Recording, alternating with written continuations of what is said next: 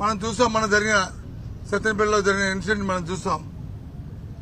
సాక్షాత్తు ప్రభుత్వం తరఫున శాంతి భద్రతను పర్యవేక్షించే జిల్లా సూపరింటెండెంట్ వచ్చి మొదటి రోజు వచ్చి ఇది జగన్మోహన్ రెడ్డి గారి తాలూకు కాన్వాయ్ల మాజీ ముఖ్యమంత్రి గారి కాన్వాయ్లను వెహికల్ కాదు, పక్కన ఇంకో వెహికల్ వచ్చి దాని మారిని గుద్దింది, దానివల్ల అది ఇంజ్యూర్ అయింది అని తర్వాత వారి నుంచి తీసుకెళ్లి అంబులెన్స్ లో హాస్పిటల్లో ఆ పోలీసులే జాయిన్ చేయడం జరిగింది. ఆ తర్వాత ఎస్పీ కూడా స్టేట్మెంట్ కూడా ఇచ్చాడు. కానీ తదుపరి 2-3 రోజులు పోయిన తర్వాత ఏదైతే ప్రభుత్వం తాలూకు ఒత్తిడితో అక్రమంగా అది కాదు, ఇది జగన్మోహన్ రెడ్డి గారు పయనిస్తున్న కారు నుంచి జరిగింది. మరి దాంతోపాటు కారులో ఉన్న వాళ్ళు కూడా ఎక్కడ చరిత్రలో ఎప్పుడూ లేని విధంగా, ఎప్పుడూ జరగని విధంగా మరి వారు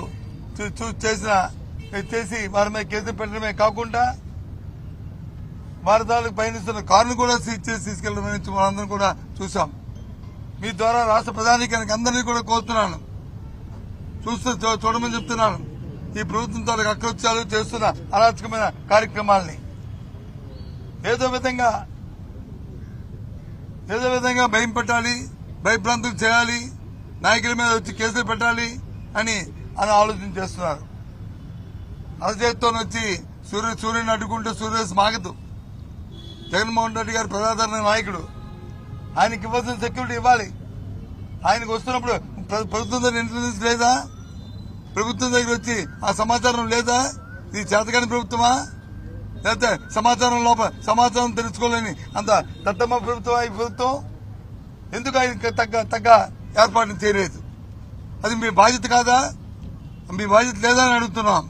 తిరిగి పైపెచ్చు మీకు మానవత్వం లేదు అంటే ఏ ఒక్కరైనా సరే, ఏ చిన్న ఇన్సిడెంట్ జరిగినా అయ్యో ఏదో జరిగిందని మనం వెళ్తున్నప్పుడు ఆపి చేస్తాం. అలాంటిది అక్కడ వచ్చి 1000 మంది ప్రజలు ఉన్నారు, 100 మంది ప్రజలు ఉన్నారు. నిజంగా మీరు సెక్యూరిటీ ఇచ్చారంటున్నారు, మీరు ప్రొవైడ్ చేస్తామంటారు. మరి ప్రొవైడ్ చేస్తే సెక్యూరిటీ ఇస్తే మనకి ఇచ్చే కాన్వేలో ఉన్న వెహికల్ కానీ, లేదంటే ఎస్కాట్ ఇచ్చిన వెహికల్స్ కానీ, మరి అక్కడున్న రో పార్టీ కానీ మరి అందరూ మరి ఆ కార్యక్రమాన్ని చూడాలని అడుగుతున్నాం. మరి చూస్తే మరి ఎలాగా ఎస్పీ గారి ముందు చెప్పారని అడుగుతున్నాం. ఏ విధంగా అడుగుతున్నాం? ప్రభుత్వం ఆలోచించాలి, ప్రజలు ఆలోచించాలని కోరుతున్నాం. ఈ ప్రభుత్వం తాలూకా దుర్మార్గమైన ఆలోచనని ఈ ఆలోచన చేస్తున్నాం. ఆ విషయాన్నే ఇవాళ గవర్నర్ గారి దృష్టికి తీసుకొచ్చాం. కాబట్టి ఈ ప్రభుత్వం చేస్తున్న ఇలాంటివి కార్యక్రమాల్ని ఇవాళ ఏదో చేస్తే ఇది ఆగిపోతుందని కాదు. ఇవాళ ప్రభుత్వం డైవర్షన్ పాలిటిక్స్ వెళ్తుంది. చేతకాక 1 సంవత్సరం అయిన తర్వాత ప్రజలకు ఇచ్చిన వాగ్దానం నెరవేర్చలేక ప్రజలతో చిత్రీకరించబడుతున్న తరుణంలో ఇక లేక ఇలాంటి కార్యక్రమాలు చేస్తూ బురద జల్లే కార్యక్రమాలు చేస్తుంది. మాది ప్రతిపక్ష పార్టీ, ప్రజల తరఫున మేము గొంతెత్తి అడగవలసిన బాధ్యత మాకుంది. ఆ ప్రకారమే ఇవాళ ఈ తెలుగుదేశం పార్టీని, కూటమి ప్రభుత్వాన్ని, ముఖ్యంగా చంద్రబాబు నాయుడిని ఏదైతే ప్రజలకు వాగ్దానాలు ఇచ్చి చేశారో, ఇలాంటి అక్రమ కేసులు పెట్టినా ఏం చేసినా అవన్నీ నెరవేర్చే వరకు మెడలోంచైనా సరే ప్రజలకు ఆ కార్యక్రమాలు చేసే కార్యక్రమాన్ని మేము చేస్తాం. అది మా బాధ్యత. ఆ కార్యక్రమాలు చేస్తాం. కాబట్టి రాష్ట్ర ప్రధానికి అందరినీ కోరుతున్నాను, ఈ ప్రభుత్వం తాలూకా కుతంత్రాలు, కుయుక్తులు వారు చేస్తున్న కార్యక్రమాల్ని దయచేసి ఆలోచన చేయండి. ఇటువంటి నీచమైన ఇటువంటి దుర్గమైన పరిపాలన ఎప్పుడు కూడా ఈ రాష్ట్ర చరిత్రలో స్వాతంత్రం చూడలే. ఆలోచన చేయమని పెద్దల్ని, మేధావుల్ని అందరినీ కోరుతున్నాం. మా పార్టీ ప్రతిపక్ష పార్టీగా మా బాధ్యత మేము ఎప్పుడు నిర్వర్తిస్తామనే విషయాన్ని మీ ద్వారా తెలియజేస్తున్నాం. శాంతి భద్రతలకు విఘాతం కలిగిస్తే తొక్కిపెట్టి నారతీస్తాం, లేకపోతే మక్కలు ఇరగదీస్తాం అంటూ కూడా డిప్యూటీ సీఎం పవన్ కళ్యాణ్ మాట్లాడుతున్నారు. సరే, ఎవరు మాట్లాడే డిప్యూటీ సీఎం పవన్ కళ్యాణ్ మాట్లాడి దాని ఎవరితో ఏం చేస్తారని నారతీస్తారా? ఎవరు నారతీస్తారు? ఎవరు మక్కలేదు? ఏమనుకుంటున్నారు? ఇది ప్రజాస్వామ్యం. ఈ ప్రజాస్వామ్యంలో ఎవరు మొక్కలు ఎవరు తెలియజేయకూడదు.